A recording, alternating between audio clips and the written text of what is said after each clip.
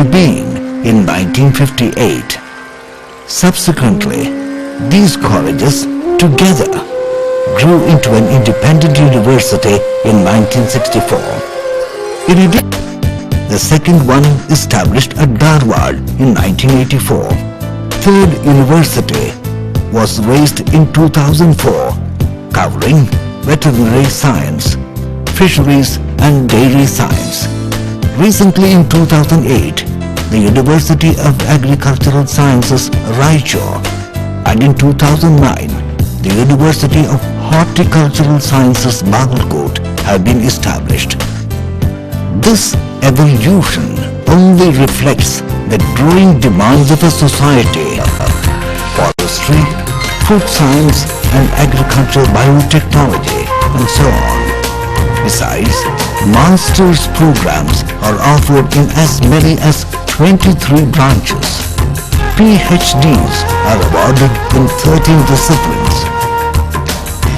Applied biology courses and biotechnological applications in agriculture are presently attracting many students. Students from different states and countries prefer University of Agricultural Sciences, Bangalore to mold their career. An average of around 600 graduates pass out every year. Among these, around 150 to 200 graduates are recruited in campus interviews every year and offered placement in various organizations and banks.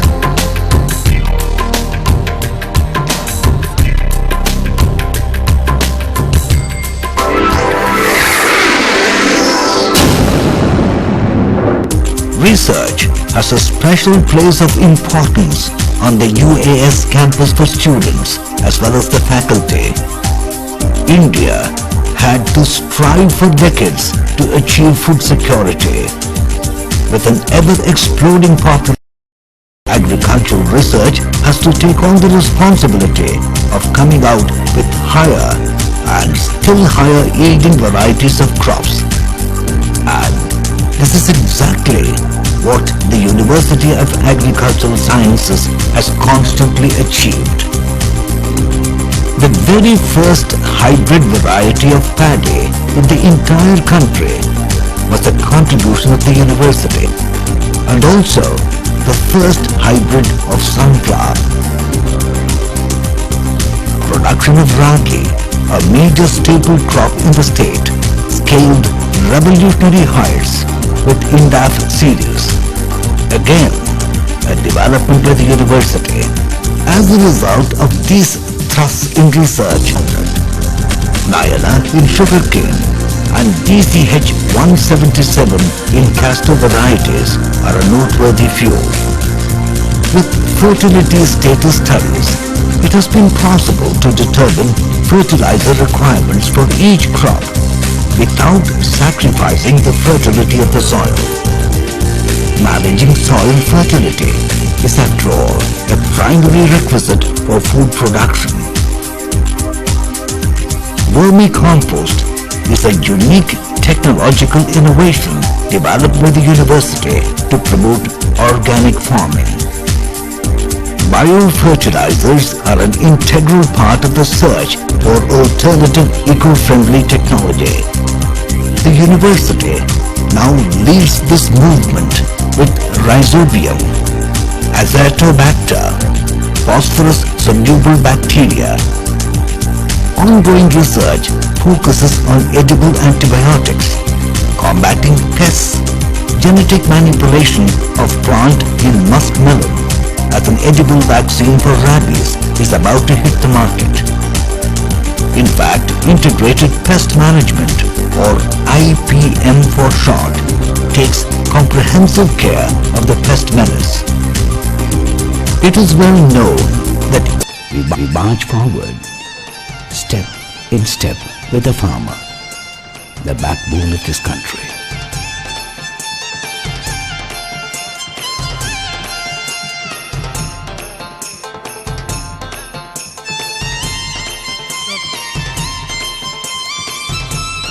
To be available for interviews by media representatives after the convocation procession leaves the pandal. ದಯವಿಟ್ಟು ಎಲ್ಲ ಬಂಗಾರದ ಪದಕಗಳನ್ನು ಪಡೆಯುತ್ತಿರುವ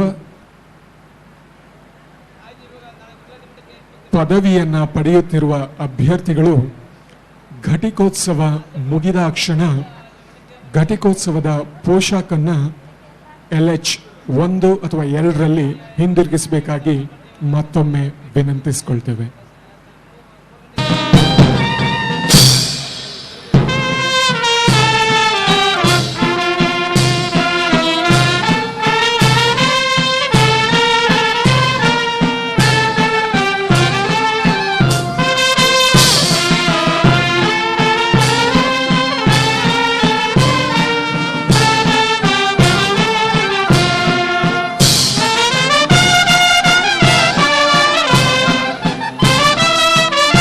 All the graduates and invitees are requested to rise and keep standing. ದಯವಿಟ್ಟು ಎಲ್ಲ ಸದಸ್ಯರು ಎದ್ದು ನಿಲ್ಲಬೇಕಾಗಿ ವಿನಂತಿ.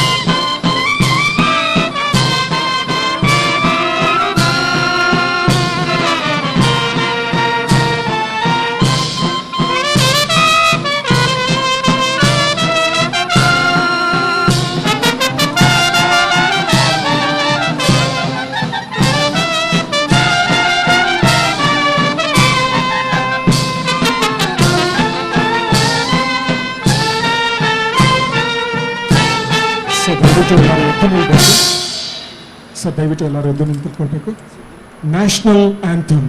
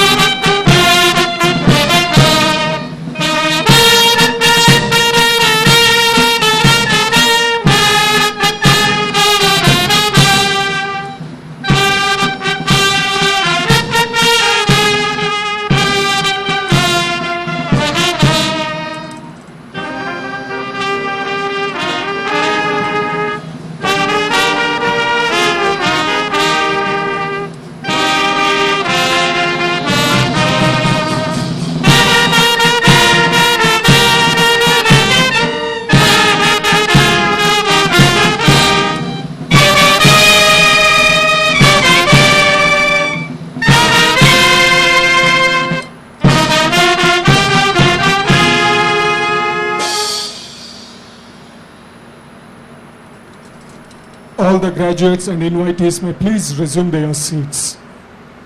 ಈಗ ಕುಲಪತಿಯವರು ಗಣ್ಯರನ್ನು ಆಹ್ವಾನಿತರನ್ನು ಸ್ವಾಗತಿಸಿ ವಿಶ್ವವಿದ್ಯಾನಿಲಯದ ಚಟುವಟಿಕೆಗಳ ಸಂಕ್ಷಿಪ್ತ ವರದಿಯನ್ನು ಮಂಡಿಸುತ್ತಾರೆ.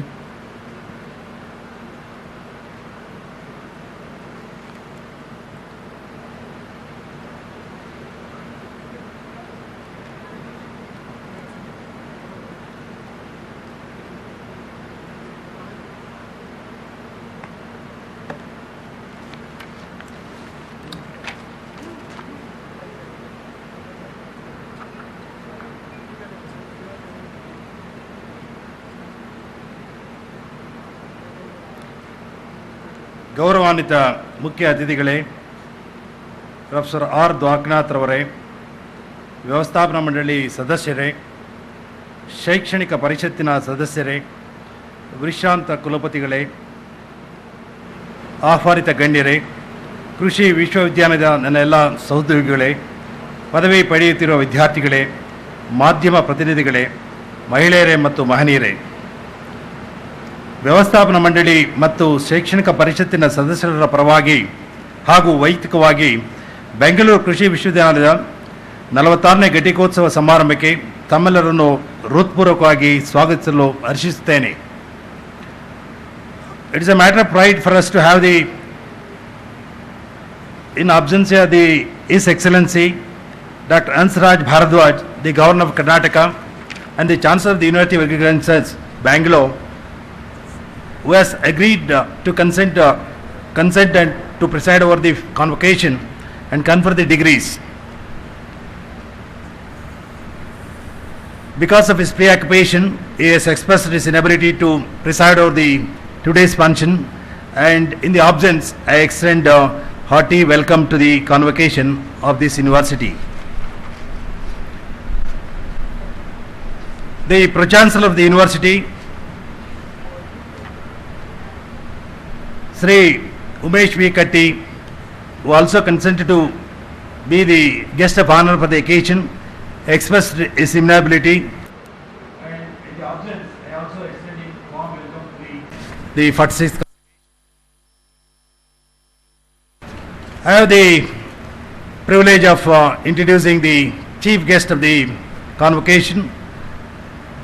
In the midst of us, we have a very distinguished personality, Dr. C. Rangarajan, chief guest of the convocation, who has kindly consented to deliver the convocation address.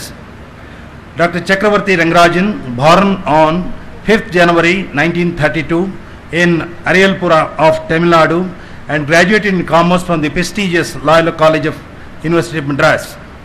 He obtained PhD in economics from the University of Pennsylvania in 1964.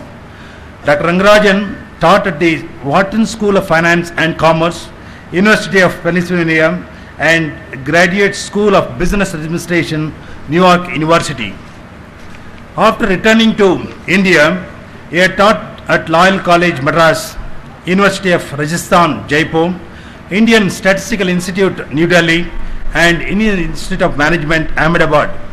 He also served as a fellow at the International Food Policy Research Institute, Washington. He has served as Deputy Governor of the Reserve Bank of India from 1982 to 91, member of the Planning Commission 1991 to 92, and occupied the post of Governor of the Reserve Bank of India from 92 to 97. Later, he served as Governor of Andhra Pradesh from 97 to 2003. He also served as Chairman of the 12th Finance Commission 2003 and 4, Chairman of the Economic Advisory Council 2005 and 8, and member of the Rajya Sabha 2008 and 9 for a very brief period. Dr. Rangarajan has chaired several committees appointed by Government of India and received several awards, the most prestigious of them being the Padma Vibhushana in 2002. Dr. Rangarajan main areas of interest are monetary economics and financial institutions, economic planning and industrial economics. He has authored many books. To mention a few: Short-Term Investment Forecasting, Principles of Macroeconomics, Strategy for Industrial Development in the 80s, Innovations in Banking, and Agriculture Growth and Industrial Performance in India. Presently, Dr. Rangarajan ji is the Chairman, Economic Advisory Council of the Prime Minister Government of India since 2009. Sir, I heartily extend our most cordial welcome to you for this 46th convocation.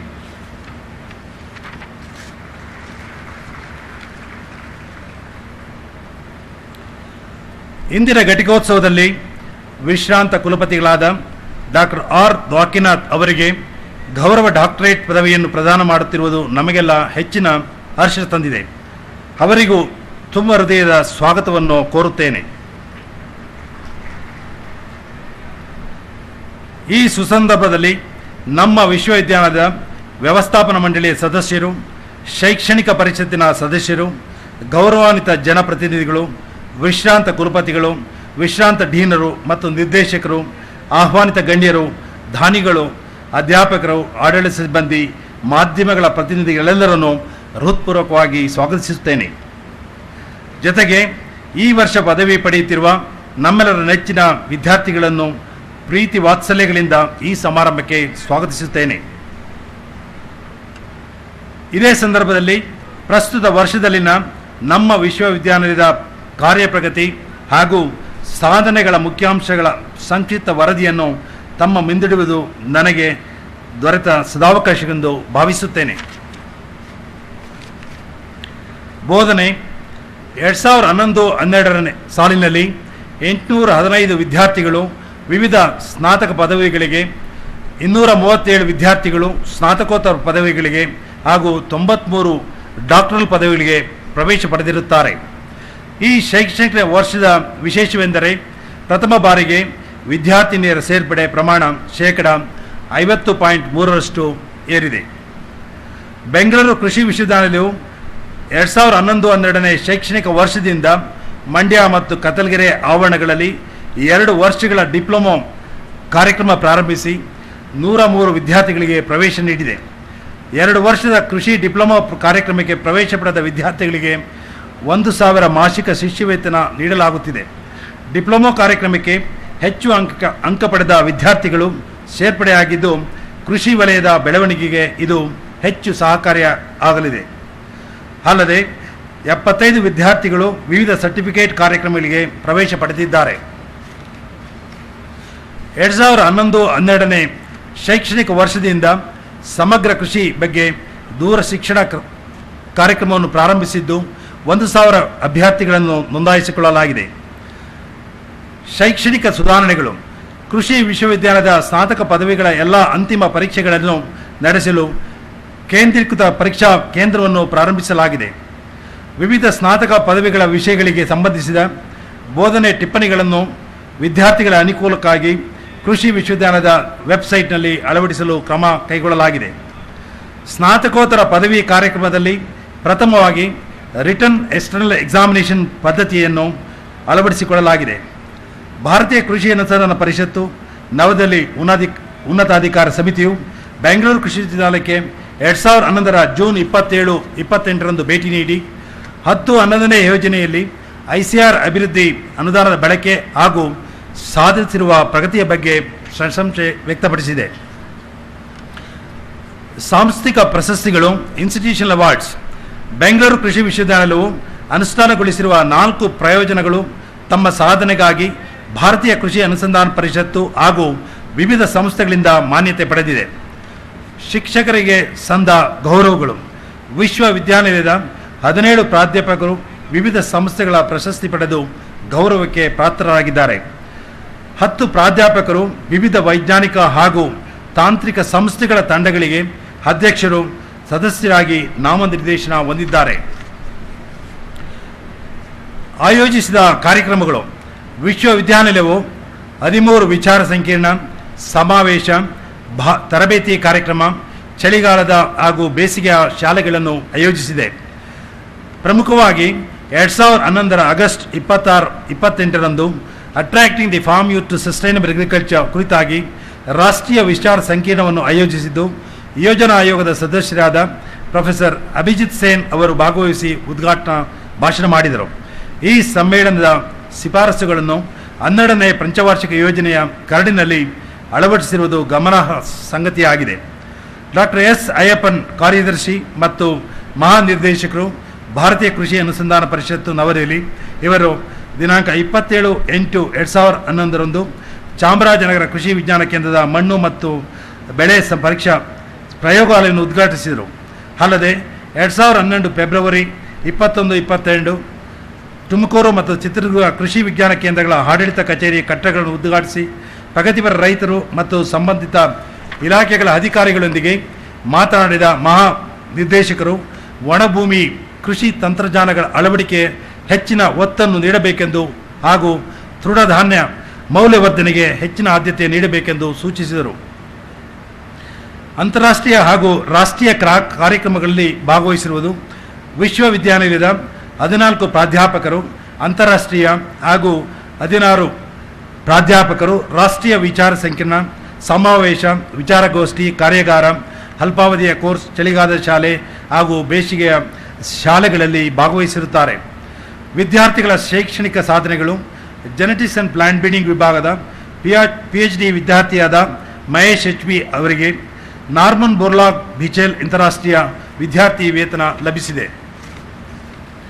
Bengaluru ಕೃಷಿ ವಿಶ್ವವಿದ್ಯಾಲಯದ ಕ್ರೀಡಾ ತಂಡವು ಮಹಾರಾಷ್ಟ್ರದ ಅಕೋಲಾದಲ್ಲಿ 2012 February 16-19 ನಡೆದ 13ನೇ ಅಖಿಲ ಭಾರತ ಅಂತರ ಕೃಷಿ ವಿಶ್ವವಿದ್ಯಾಲಯ ಕ್ರೀಡಾಕೂಟದಲ್ಲಿ ಭಾಗವಹಿಸಿ ವಿಶ್ವವಿದ್ಯಾನಿಲಯವು ಮಹಿಳಾ ಅಥ್ಲೆಟಿಕ್ ಚಾಂಪಿಯನ್ಶಿಪ್ ಪಡೆದಿದ್ದು, ಕೃಷಿ ವಿಶ್ವವಿದ್ಯಾಲಯದ ತಂಡವು ಒಟ್ಟಾರೆ ಮೂರನೇ ಸ್ಥಾನವನ್ನು ಗಳಿಸಿದೆ.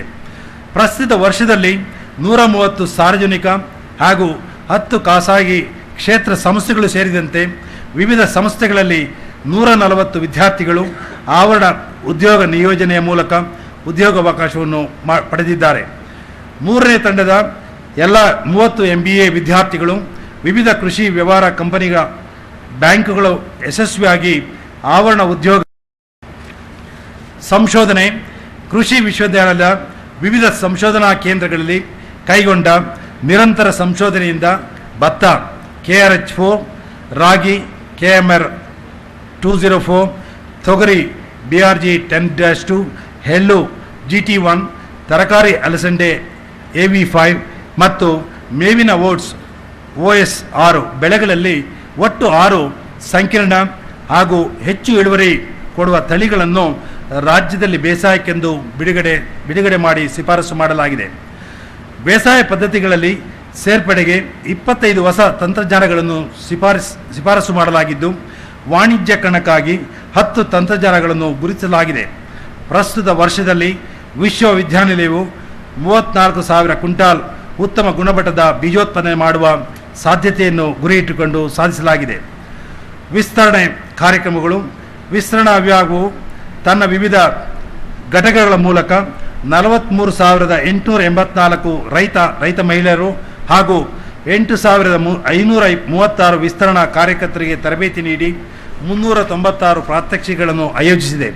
ಅಲ್ಲದೆ 8,434 ಮಣ್ಣು ಮತ್ತು ನೀರಿನ ಮಾದರಿಗಳನ್ನು ವಿಶ್ಲೇಷಿಸಿ ರೈತರಿಗೆ ಸಲಹೆ ನೀಡಿದೆ. ಕೃಷಿ ತಂತ್ರಜ್ಞಾನ ಮಾಹಿತಿ ಕೇಂದ್ರದ ಮೂಲಕ 6,133 ರೈತರಿಗೆ ಕೃಷಿಯ ಬಗ್ಗೆ ಸಲಹೆ ಸೇವೆಗಳನ್ನು ನೀಡಿದೆ. ಬೆಂಗಳೂರು ಕೃಷಿ ವಿಶ್ವವಿದ್ಯಾನಿಲಯವು ಸಮಗ್ರ ಕೃಷಿ ಪದ್ಧತಿ ಪ್ರಾತ್ಯಕ್ಷತೆಯನ್ನು 2011-12ನೇ ಸಾಲಿನಲ್ಲಿ 25,000 ರೈತ ಕುಟುಂಬಗಳನ್ನು ಒಳಗೊಂಡಂತೆ ರಾಜ್ಯದ 15 ಜಿಲ್ಲೆಗಳಲ್ಲಿ ಅನುಷ್ಠಾನಗೊಳಿಸಿದೆ. ಸಮಗ್ರ ಕೃಷಿ ಪದ್ಧತಿ ಪ್ರಾತ್ಯಕ್ಷಿಕೆ ಯೋಜನೆಯ ಬಗ್ಗೆ ಎಲ್ಲ ಫಲಾನುಭವಿಗಳು ಸಂತೃಪ್ತಿ ವ್ಯಕ್ತಪಡಿಸಿದ್ದಾರೆ. ರಾಷ್ಟ್ರೀಯ ಕೃಷಿ ವಿಕಾಸ್ ಯೋಜನೆಯಲ್ಲಿ ಈ ಮಾದರಿಯನ್ನು 1 ಹೆಕ್ಟೇರ್ ಪ್ರದೇಶದಲ್ಲಿ ಮುಖ್ಯ ಸಂಶೋಧನಾ ಕೇಂದ್ರ ಹಾಗೂ ಕೃಷಿ ವಿಜ್ಞಾನ ಕೇಂದ್ರ ಮತ್ತು ರೈತ ಸಂಪರ್ಕ ಕೇಂದ್ರದಲ್ಲಿ ಸ್ಥಾಪಿಸುವ ಉದ್ದೇಶವನ್ನು ಹೊಂದಿದೆ. ಪರಿಶಿಷ್ಟ ಜಾತಿ ಮತ್ತು ಪರಿಶಿಷ್ಟ ಪಂಗಡ 6,531 ಹಾಗೂ 2,500 ಕುಟುಂಬಗಳಿಗೆ ಸಮಗ್ರ ಕೃಷಿ ಪದ್ಧತಿಗಳನ್ನು ಅಳವಡಿಸುವ ಪ್ರಯೋಜನೆಯನ್ನು ಸಹ ವಿಶ್ವವಿದ್ಯಾನಿಲಯವು ಅನುಷ್ಠಾನಗೊಳಿಸಿದೆ. ಈ ಕಾರ್ಯಕ್ರಮವನ್ನು ರಾಜ್ಯದ 17 ದಕ್ಷಿಣ ಜಿಲ್ಲೆಗಳಲ್ಲಿ 639 ಗ್ರಾಮಗಳಲ್ಲಿ ಅನುಷ್ಠಾನಗೊಳಿಸಲಾಗುತ್ತಿದೆ. ರಾಷ್ಟ್ರೀಯ ಕೃಷಿ ಮೇಳ 2011 ಕೃಷಿ ವಿಶ್ವವಿದ್ಯಾಲಯದ GKVK ಆವರಣದಲ್ಲಿ 2011ನೇ ನವೆಂಬರ್ 16ರಿಂದ 20ರವರೆಗೆ ಪ್ರಥಮವಾಗಿ ರಾಷ್ಟ್ರೀಯ ಕೃಷಿ ಮೇಳವನ್ನು ಏರ್ಪಡಿಸಲಾಗಿತ್ತು. ಈ ಮೇಳಕ್ಕೆ ರಾಜ್ಯ ಹಾಗೂ ರಾಷ್ಟ್ರದಾದ್ಯಂತ ಸುಮಾರು 10.5 ಲಕ್ಷ ರೈತರು ಮತ್ತು ರೈತ ಮಹಿಳೆಯರು ಭಾಗವಹಿಸಿದ್ದರು. ರಾಷ್ಟ್ರೀಯ ಕೃಷಿ ಮೇಳವನ್ನು ಕರ್ನಾಟಕ ರಾಜ್ಯದ ಮುಖ್ಯಮಂತ್ರಿಗಳಾದ ಸನ್ಮಾನ್ಯ ಶ್ರೀ DV ಸದಾನಂದಗೌಡ ಅವರು ಉದ್ಘಾಟಿಸಿ ಪ್ರಗತಿಪರ ರೈತರಿಗೆ ಪ್ರಶಸ್ತಿ ನೀಡಿದರು. ಮುಕ್ತಾಯ ಸಮಾರಂಭದಲ್ಲಿ ಘನತೆವೆತ್ತ ರಾಜ್ಯಪಾಲರಾದ ಡಾಕ್ಟರ್ ಹನ್ಸ್ರಾಜ್ ಭಾರದ್ವಾಜರು ಭಾಗವಹಿಸಿ ಪ್ರಗತಿಪರ ರೈತರಿಗೆ ಪ್ರಶಸ್ತಿ ನೀಡಿ ಸಮಾರೋಪ ಭಾಷಣ ಮಾಡಿದರು. ಕೃಷಿ ಮೇಳದಲ್ಲಿ 700ಕ್ಕೂ ಹೆಚ್ಚು ಮಳಿಗೆಗಳನ್ನು ಸ್ಥಾಪಿಸಲಾಗಿದೆ.